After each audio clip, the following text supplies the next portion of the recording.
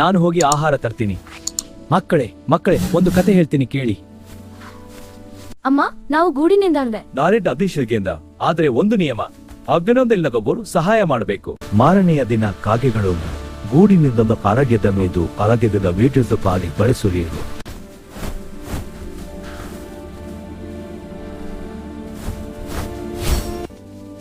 ನೀವು ಕಾಗೆಗಳು ನಮ್ಮನ್ನು ತಿಂದು ಬಿಡಿರಾ? ನಾವು ಕಾಗೆಗಳು ನಿಜ, ಆದ್ರೆ ನೀ ನಮಗೆ ಆಶ್ರಯ ಕೊಡುತ್ತೇವೆ. ರಾತ್ರಿ ಅವರು ಒಟ್ಟಿಗೆ ಕುಳಿತು ಕಥೆ ಹೇಳಿಕೊಂಡು ಮಾರನೆಯ ತಂಬಲ್ಸ್ಲಿಲ್ಲದ ಎಲ್ಲರೂ ಸಂತೋಷವಾಗಿದ್ದರು. ಒಟ್ಟಾಗಿ ಅವರು ಹಾವನ್ನು ಓಡಿಸಿದರು. ನಮ್ಮ ಸಂಸಾರ ಕೇವಲ 4 ಪಕ್ಷಿಗಳಲ್ಲ. ಕಾಗೆಗಳು ಹೊಸ ಗೂಡು ಕಟ್ಟಿದರು, ಆದರೆ ಪ್ರತಿ ವಾರ ತಮ್ಮ ಹಳೆಯ ಗುಬ್ಬಚ್ಚಿ ಸ್ನೇಹಿತರನ್ನು ನೋಡಲು ಬರುತ್ತಿದ್ದರು. ಹೀಗೆ ಕಾಗೆಯ ಸಂಸಾರ ಯಾವುದೇ ಸಂಸಾರ ಜಿಂಪದೆಯಂತುದವ ಕಾಲ್ಕದೆ ಬೆಳೆಯಿತ.